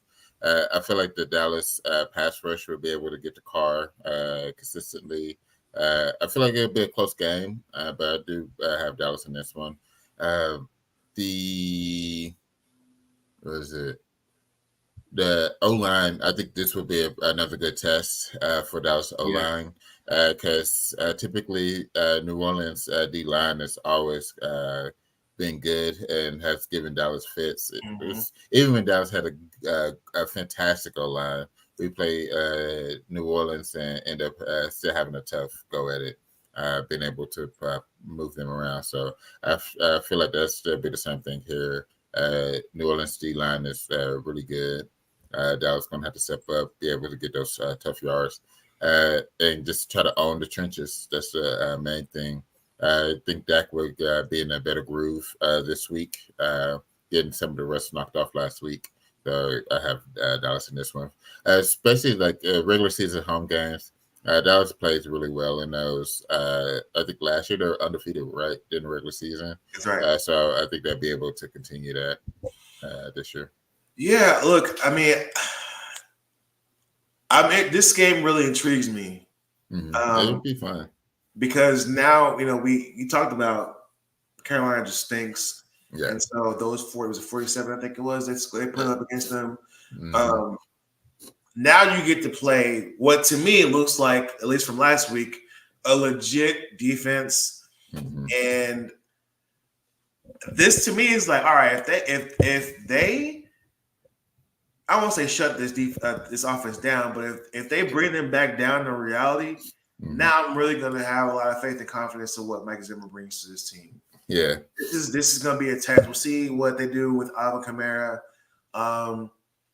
I would argue that Cleveland's receiving core is better than New Orleans' receiving core. And we saw what they did against the Cleveland receiving core. Obviously, Derek Carr versus, Deshaun Watson, I don't know. Yeah. Derek Carr looked a lot better last week, like a lot better than I thought he would look in that offense. But I think this is going to be a good test for the Cowboys defense. I think that's what sort of hinges. And to your point, the Saints signed Chase Young in the offseason, so they got Chase Young on one end and they got Cam Jordan on the other end. So that defensive line is very stout. But we saw the rookie Tyler Guyton hold his own against Miles Garrett last week. Yeah. So who is arguing between him and TJ Watt, probably the two best DNs in the league. Yeah. They kept them relatively mute as far as the defensive line for the Browns. So if they do it again this week, I like the Guyton pick when they did it. Yeah. And it was interesting to kind of see how he would hold up. I thought he held up really well, and so we'll have another test this week. I thought BB did well. We didn't notice BB was there, so that's a good sign, which is good. Yeah, we don't notice him there. That's a positive for the center. And so another thing too that was sort of the Cowboys have been maligned for the longest, that they kind of cleaned up last week. No stupid penalties. No dumb. So if they can hold that up, I think that sort of kind of gives them another advantage. I feel like there's been discussions about how much more of a authoritative or disciplinary figure Mike Zimmer is, as opposed to Dan Quinn, who's a lot more laid back and whatever players coach type guy.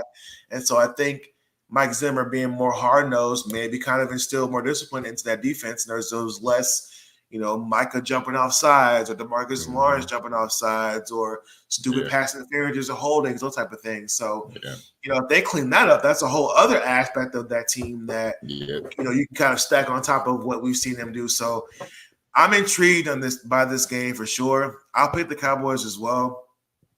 Although I'm being frank, I wouldn't be shocked if they lost this game, depending on how they lose.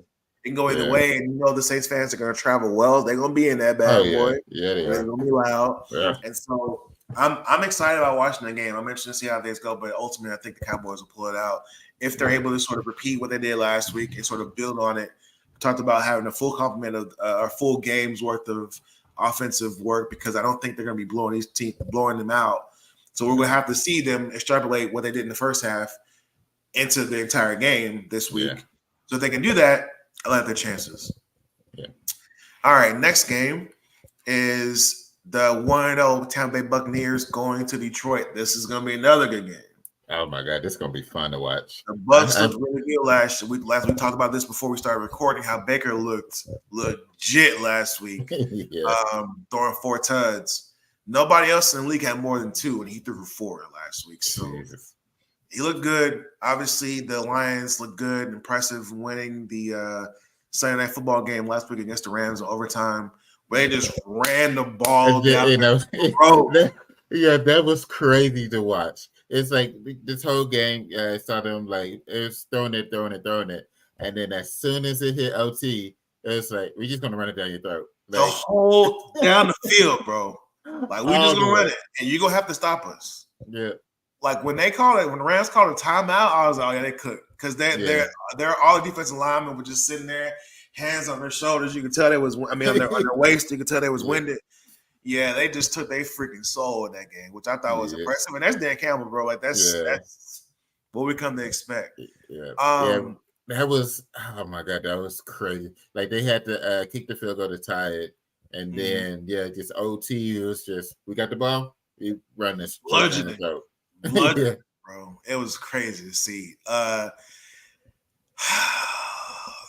I'll give the nod to the Lions only because they're at home. yeah, yeah. But this one can go either way to me, Oh honestly. my God, this Uh, is the game of the week. this might be it, bro. Honestly, they both look very very good coming out last week.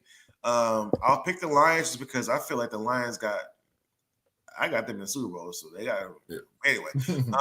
So I'm going to the Lions this one, but it's a toss up for me. What you think? I think I got Lions as well. They played last year in the playoffs. This was They did week one. This was the week or the wild wild card card. weekend, Yep. and that was a fantastic game. So I think it's going to be the same thing this week as well. Another close, fantastic game between the two of them. I got Lions. It's a home game. It's going to be loud. Dan Campbell's going to do his thing at Forest. It's going to be Smash Mouth to win it. But yeah, I got Detroit in this one as well. I like Detroit.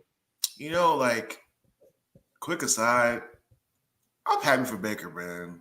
Oh Like yeah, for him to obviously get we out of know Cleveland. his maturity issues in Cleveland and how he approached Yeah, the game and even maturity issues at OU when he was there. Like that mm-hmm. to see him grow out of that Yeah, and understand that you might not have another chance after this. He didn't play that well in Carolina, which Carolina we're seeing now. It may have been more about Carolina than it was about him. yeah, So to get this other opportunity in Tampa, he's taking advantage of it. He had a good year last year. Obviously starting this year off very well. I'm happy for him to sort of be that guy to fill in after Tom Brady in Tampa. oh He's yeah, taking that by the reins and he's doing really well. So I just want to shout him out for the maturity level that he's approached going into this situation. And we're seeing him, we're seeing the results of him taking it more seriously and really focusing. He looks a lot better. yeah, I think a lot of people thought he would. And yeah, so kudos to him for taking this opportunity, understanding that if this doesn't work, he may not have another opportunity. So yeah, shout out to him. He's taking it by the horns and doing a good job. yeah. Next game on the docket is Indianapolis Colts going up against Green Bay Packers. We talked about last week about Jordan Love being out. So obviously this will be the first game that Malik Willis starts for the Packers. They will be at home. Obviously, we talked about the Colts losing last week to the Texans at home in their home opener. So, look, you know how negative I was about Jordan Love going down last year. So I'm sure you're not shocked for me to pick the Colts in this one. But Yeah. any opposing thoughts or any sort of opinion on this one as far as who you pick? No, I'm going with the Colts as well. I haven't seen anything for them as far as making it official on Love. I just see like doubtful, but I haven't seen anything official yet as far as him being out. But I think either way, it will be the Colts, primarily because Love will be compromised as far as health wise, him not being able to move around to help make those plays that he typically is able to make. And the Colts team is much better than like you said it last year. Like they were right there about to make the playoffs without Richardson. So now that they have Richardson back, it just makes them that much tougher.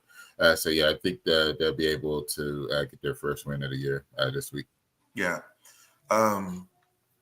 Also, too, like it's interesting because we're about to talk about the Browns. The Colts picked up Joe Flacco, and so he's Anthony Richardson's backup in case things don't go well for him. Yeah. How bad you think the Browns wish they would have re-signed Joe Flacco? Man, listen. Questions that need answers. Yeah. Speaking of Browns, they're next on the docket. They are going to visit Jacksonville, who fell short last week, but I thought they looked okay. Like they didn't look terrible in that game. Yeah. I picked first last, so I'll let you pick first in this game. Who you got between the Browns and I got Jacksonville in this one. Browns, like especially I don't know if just Dallas was that much better, but they just made it seem methodical when they was able to get up on Cleveland pretty early. And even when it was like 7-3 for most of the first half of the game, he still didn't feel like Cleveland was that much of a threat to Dallas, which was insane to even think about. So yeah, I got Jacksonville in this one. Yeah, same. Until I see something different from the Browns, I don't know. I mean, it's possible this game stays close because their defense. But from the offense, I don't know what to expect from them. For me, I just felt like if they could just stay afloat until Nick Chubb comes back, they'll be fine. But like you said, we don't know how much of last week was the Cowboys defense and how much was it, which the Browns offense. But it just didn't look good, bro. They had all game to figure that out, and they just weren't able to do it. So I'm picking the Jags as well. If the Browns go on to, it might be in trouble. Yeah, we might be seeing Jameis Winston eating W's in week 3. We'll see. Next game, the San Francisco 49ers visiting the Minnesota Vikings. The Vikings won the game last week, starting out 1-0. So 2 1-0 teams in this one. Obviously, we know Christian McCaffrey will be out. They placed him on the IR yesterday, so he'll be out through at least week 5. Yeah. But we obviously saw Jordan Mason have a standout game on Monday Night Football against the Jets. The Vikings defense, to me, ain't better than the Jets defense, so there's no reason for me to feel like, maybe he won't go for 150, but at least he'll be successful. We feel like I'm sure. So I don't have a reason to pick the Vikings in this game. I think the 49ers will start out the season 2-0 on the road against the Vikings team that's still kind of, despite the win last week, still trying to figure it out. I feel like anytime you're starting Sam Darnold, just starting quarterback, you trying to figure it out. So despite them winning last week, I think that ends. I think the 49ers win this one and go 2-0. Yeah, the 49ers still look like a juggernaut last week. And I was just and I was talking about saying, I wonder if they have a drop off or from the Super Bowl hangover. Nothing. Like it was just methodical and it was it was crazy. Yeah, 49ers, they make it seem so easy right now. Yeah. Next game, I don't even know now. I thought this was obvious going into before last week. Seahawks getting a win last week, going into New England this week against the Patriots. Patriots home opener after upsetting the Bengals last week in Cincinnati. I'll let you pick this one. I don't know. I'm gonna go Seattle. I think it's gonna be a close one because of the Patriots defense. It's gonna be fun to watch DK versus Christian. Like that, I think that's gonna be a fun matchup to watch.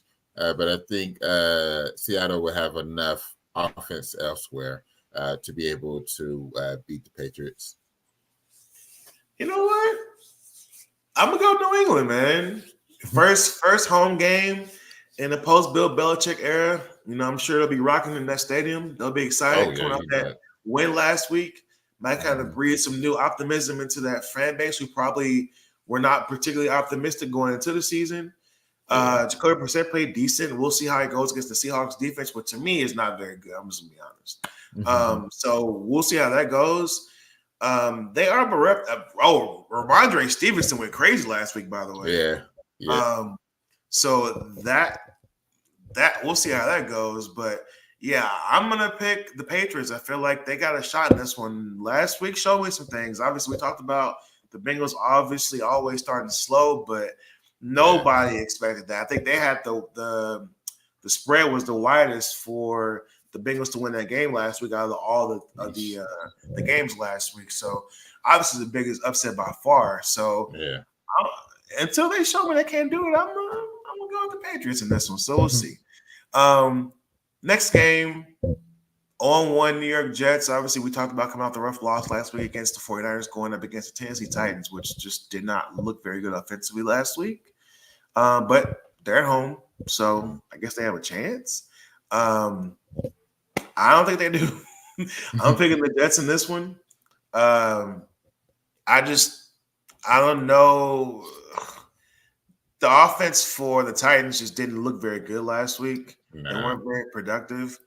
And so I don't know. I feel like the Jets kind of have a point to prove defensively because of how they didn't show up against the 49ers. And I think this is an opportunity for them to kind of right the ship a little bit. So I'm going to go with the 49ers. I'm sorry, with the Jets in this one.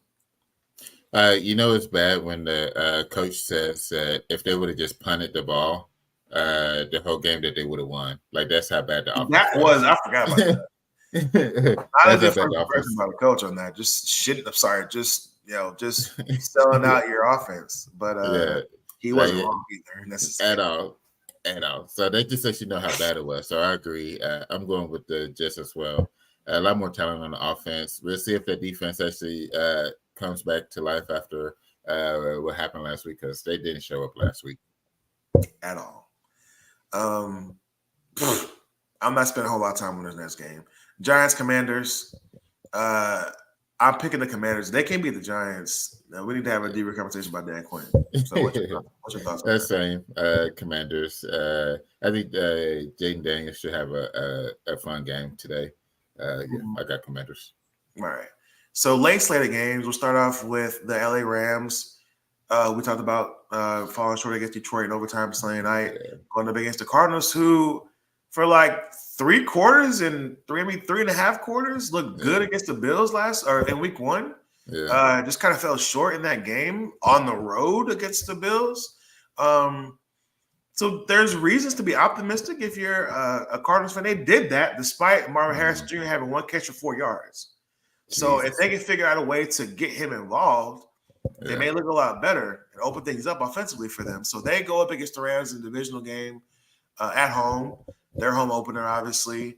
I think divisional games are always tough. Yeah. These teams know each other very, very well. Kyler Murray he showed flashes last week. Not great, but good on his return back. So I'm going to go with the Rams only because of how good they looked against who I feel like is a top-tier team in the NFC last week on the road with Detroit. They obviously got to figure out their run defense because that was embarrassing in overtime last week. But they got an opportunity to kind of figure some things out. We talked about last week before that game, not having Aaron Donald, how they're going to be impacted. We saw it live and it was So they got to figure that part out. But I thought the other aspects of their defense looked okay for the most part. So I'm going to pick the Rams in a good game now that we saw kind of the Cardinals at least show flashes of some offensive efficiency. So it should be the game, but I'm going to ultimately go with the Rams in this one. Yeah, I'm going with the Rams as well. Cardinals, they did play pretty well. They forced Josh Allen to be uncomfortable last week. Eventually he got his legs under him, started running a little bit more and making throws down the field. Rams, they for 4 quarters they played well, and then came that in overtime, like the defense just was tired and got ran through. It was rough, and I don't see the Cardinals having that type of run attack against the Rams this week. Just that's how Detroit is built to for a physical game. So I got the Rams in this one. Should be good though. Should be a good one. Yeah. Last couple games here, and what would have been the Russell Wilson Bowl when he's not playing. The Pittsburgh Steelers going up against the Denver Broncos. I'm not gonna spend a whole lot of time on this game either. Bo Nix looked bad last week. Just the offense looked bad last week. I don't want to just blame it on him, but I picked first last game, so I'll let you pick in this one first. I got Pittsburgh. The defense for Pittsburgh looks great. Both offenses look terrible.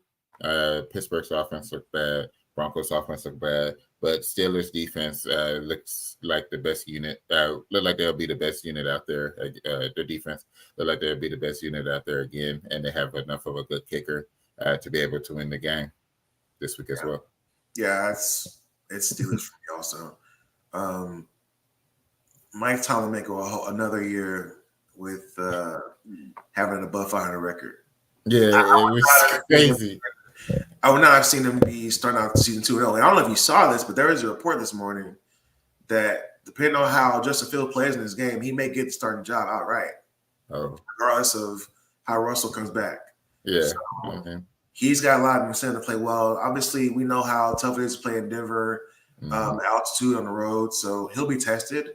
Yeah, But I'm rooting for Justin. I'm not even gonna me lie. too. I like I him. don't have nothing against Russell Wilson, but I think he got a raw deal in Chicago, and so Absolutely.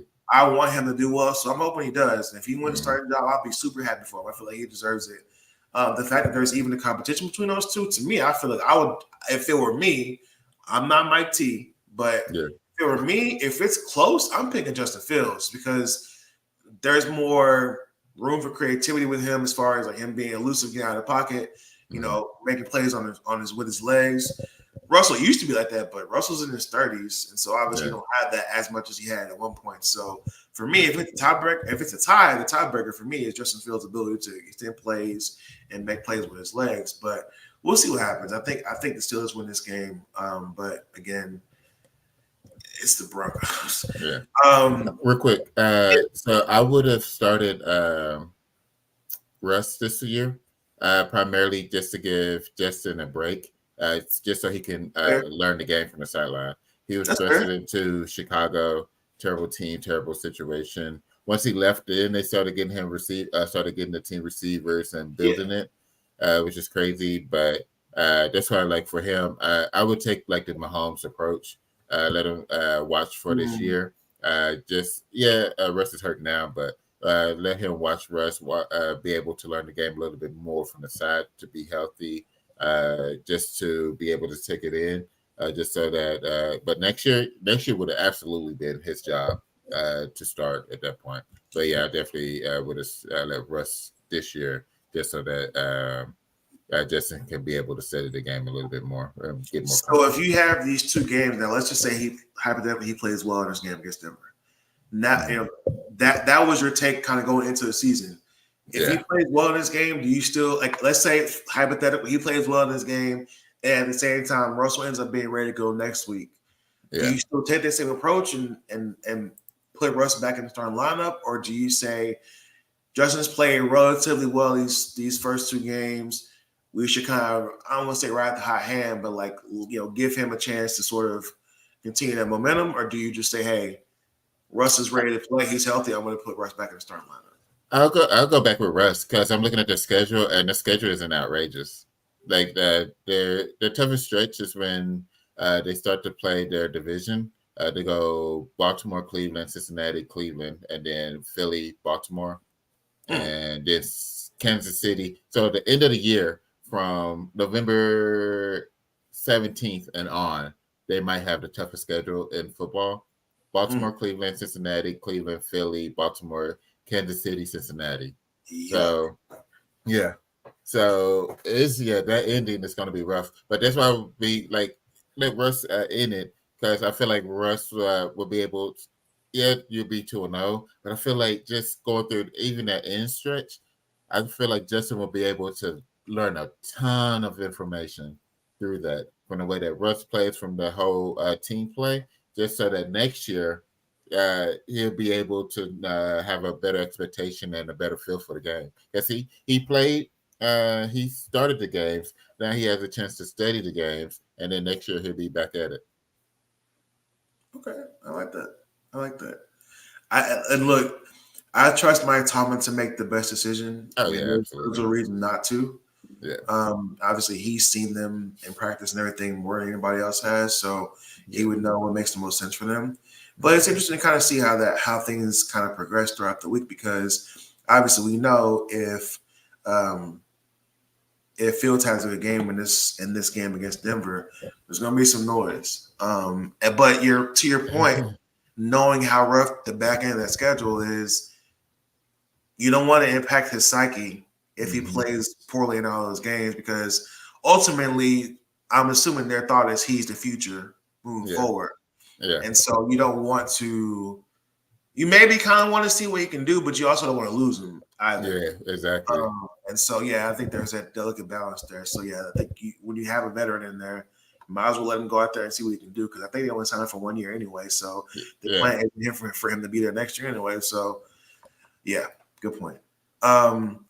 Sunday Night Football tonight, the Chicago Bears, who somehow won last week. Oh, my bad. I'm sorry. Thank you. Yeah. So the Bengals Chiefs game. Yeah. We ain't got to spend a whole lot of time on this. if the Bengals look the way they looked last week, Yeah. they'll get their doors blown off against the Chiefs. They're at Kansas City. So I wouldn't expect it to be any different from what we saw last week. If they play the same way. Yeah. We talked about the notorious slow starts, so we'll be shocked to see that they do. But I think we're probably on the same page picking the Chiefs on this one. Yeah. The Chiefs, they look better than what they did last year. It was just crazy. Yeah, I got the Chiefs as well. Yeah, good luck, NFL. Now, Sunday night football game. Chicago Bears, who I don't know how the hell they won the game last week. Defense. That's it, because offense didn't look like they, which is interesting. Like, when people talk about like the preseason and how defenses are very vanilla, they just run base defenses. But I thought Caleb looked good in the preseason. For him to look so bad last week was kind of surprising to me. Mm-hmm. But they go into Houston to play the Texans, who we talked about earlier. Won on the road last week against the Colts. I'll let you pick first on this one. Who you see pulling out the win in this one, Sunday Night Football? I have Texans getting this one. I'm hoping that Stroud looks a lot better than what he did last week.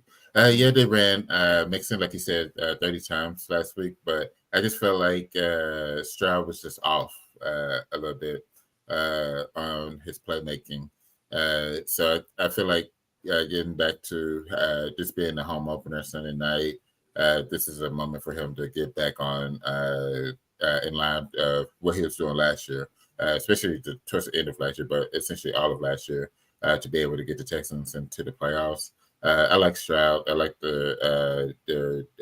this team as far as just overall makeup of them. I think I think Chicago. So Chicago's defense is interesting because Tennessee's offense was just terrible. The defense, the Tennessee's offense was so terrible that it made Chicago's defense look legit, and that's what it's so interesting. It's like I don't know if Chicago's defense is really that good. Like you had the pick six, the block, kick return. Like you had all these plays made on defense and special teams last week that won them the game because the offense didn't do anything. Right. And I don't see the Texans giving them that option. I don't see the special teams giving up a touchdown. I don't expect Stroud to throw a bad pick six. Like I understand, like it can get tipped and then something can happen, but it was no point of him even trying to Levitt trying to throw that ball to the sideline for like a 1 or 2 yard gain if he would have caught it. And the downside was the pick six. Like, like what are your options? So it was just a bad play. So that's what I'm saying. So it's like at least 20 points off the board that I don't see happening because I don't see the Texans being that bad of a team, you know? So that's why I have the Texans winning this one. Yeah, I just think it was that win last week was so fluky. And this is the Texans' first primetime home game. And I want to say it was 7 years. Oh, man, they're going to be loud. So they're going all out. They got this pre-game concert that they doing. Like they're like, this is a big deal for them. So they can either go one of two ways. That can be the catalyst to like bum rush the hell out of the Bears, or they can kind of come out flat because they're so amped up. They can go the other way. I'm tending to think it'll be the former as opposed to the latter. And I think the Texans will come out and make a statement in this game. I think they have something to prove. I don't think there were miscues in the game last week. There were also like really, really good plays that were made. Like, I don't know if you saw it, there was a 4th down play. I think it was like 4th and 3. And CJ dropped back the pass. He slipped and fell on at midfield because the Colts had just put in a new field. So there was a lot of things happening during that game. One of them was CJ dropped back a pass and 4th and 3 play. He slips and falls. And before the defender can touch him down, as he's kind of like on his knees, he throws a pass, I think it was to Schultz, and gets a first down on his knees. Pause. So there's like that creativity was there. And there was always the a 4th down and goal conversion to Stephon Diggs where Stroud was rolling to his left and had to throw across his body to get Stephon Diggs in the end zone for a touchdown on 4th and goal. And then the 3rd down play to the game on their sideline to Nico Collins. So there were some flashes in that inconsistency that you kind of expect them to sort of work their way through as the season progresses. And obviously kind of incorporating a new number 1 receiver in Stephon Diggs will kind of have that where you're trying to establish, all right, do I get the ball in Tank Dell in this situation? Do I give it to Nico, what I'm more comfortable with? Do I get Stephon Diggs acclimated? So there are a lot of different moving parts. I think they'll kind of work out as the season goes. And I think we'll see. The Bears defense, there's no reason to feel like they're not legit, but there were some fluky plays, like you said, that we don't kind of expect to see show up in this game that caused them to win when they probably shouldn't have last week. So I don't think those things show up again, to your point, in this game. And so I'll also pick the Texans. So the last game of the week, probably an easy one to pick based off what we saw last week in the Falcons. But it's the Atlanta Falcons going into the Philadelphia Eagles. The Eagles, were they considered the home team last week? I think they were. Yeah, I think they were considered the home team. But so this is the official not their home opener, but their home opener in their own stadium game. Kirk Cousins just doesn't look healthy.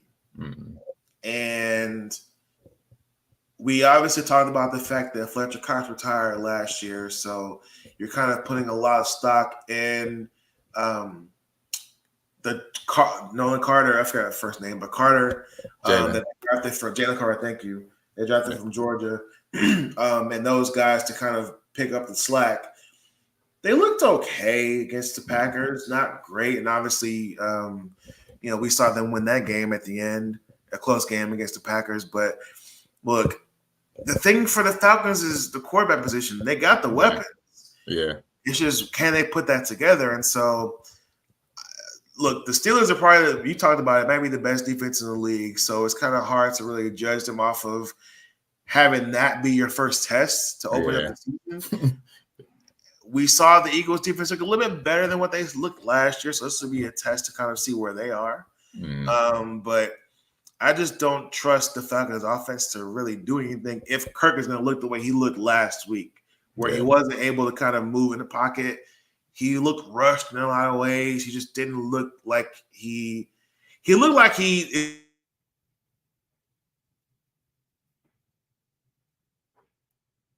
So I'm sure that'll be the same anyway. What do you think? Yeah, I got the Eagles in this one. I think it'll be much closer now. There was news that came out that AJ Brown will be out tomorrow. That's right. Yeah, so that helps the Falcons. That's for it's been. That's one big target that they don't have to defend against. But I just think that the Eagles will have a lot more offense than what the Falcons will be able to produce, just because of Kirk just not looking healthy, not looking comfortable as of now after the Achilles. So it just makes you wonder, with all the offensive talent that they do have, how long will it take for them to pull the trigger to put Michael Penix out there, their first round pick. So it'll be interesting to see what happens. Yeah. I am interested to see how short or long his leash is, because he paid this man $100 million guaranteed to be your starter, not knowing how he's going to look after tearing his Achilles. He's already an older quarterback as is, and now he's coming off an Achilles tear. Yeah. And you give him all his guaranteed money, and now it just, I don't know. I won't overreact for 1 week, but this isn't the best. Like, this ain't going to be a comeback game for him, I don't think, against the Eagles. They're going to be ready to kind of pin their ears back and see what he can do. And so, I don't know. Yeah. All right. So before we end things, this was a topic that Will requested. I didn't want to talk about it. But we're in the same fantasy league. I won it last year. I won it the year before. You won the year before. We got to schedule a transfer of the belt. We'll get the logistics down for that. But this week we play each other. And so early competition in week 2 of the season, I would have felt a lot better about this matchup if I had my number 1 pick in the draft, Christian McCaffrey, who we talked about earlier, was placed on IR yesterday. So he's out for at least the first 5 games of the season, which that's almost half the fantasy football regular season. Yeah. So that sucks. And then I also drafted Hollywood Brown. I knew he wasn't going to be healthy to start the season, but I felt like he would be. The talk was he may miss first couple of weeks of the season, but he should be good to go around week 3, week 4. Mm-hmm. And now we found out that he's out for the regular season now because of his shoulder. Yeah. So that also sucks. So I'm down 2 people already. Although I wasn't depending on Hollywood Brown, I thought that'd be like a nice little mid-season addition to the roster or lineup potentially. Yeah. So now I don't ever want the number 1 pick in the draft ever again. I just don't. But here we are. So I'll hand the floor over to you. I don't know what you wanted to talk about, but I'll give you the last couple of minutes of the pod to say whatever you want to say. I know it wasn't going to be much. It was just an overall. It was just having the first overall pick is a tough one because like that one video I saw, that's a high bar to deal with, like for the whole season, for that particular player. Like it's essentially they have to live up to it the whole year, so they have to. Outside of the bye week, they have to get you massive points throughout the whole year, and that's something tough to do, especially because typically you take a running back or a receiver, depending upon the type of league that you're in. And for ours, it's a non-PPR, so it's typically you go running back first or heavy running back for it. So going with Christian was like a automatic. So definitely understandable with that one. But yeah, I think this week with these lineups as far as you have Jordan Love should be out. I expect him to be out. You have Tua will be out for the foreseeable future with the concussions. You have McCaffrey out for now, or for at least half the fantasy season. You have for the Browns, you even have Deshaun Watson that's not looking too great. The Chargers actually look a lot better than what's expected. Giants looks terrible, but the Commanders are really close to Jaden Daniels. He looks really comfortable so far, being able to make plays. Lamar looks like Lamar, even with the extra runs, being able to move around. So I think the fantasy this year will be a lot bigger or be more interesting than the past, just because of the injuries that have already happened in week 1. Because typically, like these type of injuries, you don't get until like week 4, week 5, right? Getting closer to the midseason when it will end up happening. Like this is first week, which is insane to actually see. Yeah, it's chaos. Yeah. So I think that initial chaos, I think that would changes the whole just the fantasy across the board. So it makes the you had said his name earlier, the backup running back, Mason. Jordan Mason. Yep. Yeah, it makes him that much more viable as far as like everybody. I'm sure everybody picked him up immediately. Was especially after week 1. Most of the leagues probably picked him up. Somebody picked him up in most of the leagues, and then Christian being out for the next 4 weeks at a minimum, everybody else picked him up that was available. Yeah. So, yeah, I think that this year is going to be really interesting just because of the initial injuries, just outright. That's all I wanted to come. And what sucks about us is that, I guess about me in particular, is that the dude I played last week drafted Jordan Mason for whatever reason, so I couldn't even get him.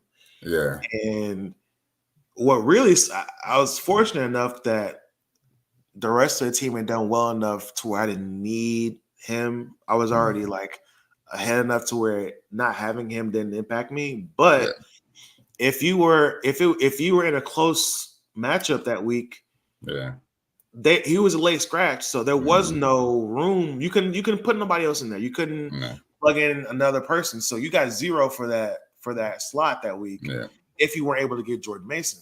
Yeah. So that part really sucked because if you had Christian McCaffrey in your lineup, you didn't have him as a flex, you had him as a running back. Yeah. So you couldn't like flex in a wide receiver or tight end. Mhm. Like you had him as your RB1. He wasn't a flex option. Yeah. So it really sucked that they Waited so late. didn't that they waited so late, and there was talk about whether or not they knew ahead of time he was going to be out because Jordan Mason said he knew on Friday that he was going to start. Yeah. So it was interesting, but yeah, I mean, look, I know we got to wrap, but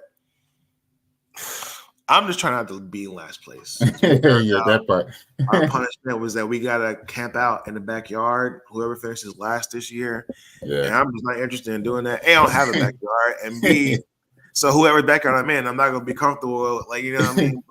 But yeah, I'm trying not to be last. But look, I mean, we got some. We got. I mean, this week it's a wrap. You got me this week, but I got enough. If Mixon can kind of maintain what he did last week, Yeah. Anthony Richardson, I feel that's got a little bit of a boomer bust, but Yeah. you know that based on the fact that he can score and rushing touchdowns, that kind of gives some flexibility there. Also, kind of Yeah. offset what I won't get from CMC. Tony Pollard looked good last week. We'll see how that goes. Mhm. But yeah, bro, we gonna be doing a whole lot of having the fingers crossed, eyes crossed, feet crossed, toes crossed, the rest for and the whole time he's on IR. Yeah. But it'll be interesting, man. We'll have to update the people next week on who came out on top. Right. Spoiler alert, it's gonna be Will. But we'll talk about it. Maybe since we're both in the same league, we can just kind of give some updates on how the season's going as the season progresses too, to get the people some updates on that too. Yeah. There was some footage of one of us, I'm not gonna say who, fulfilling a punishment that they had to walk around a grocery store in the Ninja Turtle outfit. As a punishment for being in last place a couple years ago. We won't talk about who it was, but I mean, it was me. But I don't know what happened. For some reason, that footage disappeared. I don't know. You can't find it nowhere. It's gone. Oh, Yeah, it's gone. It's been destroyed. I don't know what happened. But that's gonna wrap it up for us, folks. Appreciate you guys for tuning in. It's another episode. We will do this likely every Sunday. If we have any schedule issues, we'll update you on that. But as always, enjoy this week's games. We'll be back next week to wrap up or to recap these games and to discuss week 3. But for Will, it's your boy Jay. We appreciate your time and we are out. Like, subscribe, all that good stuff as well.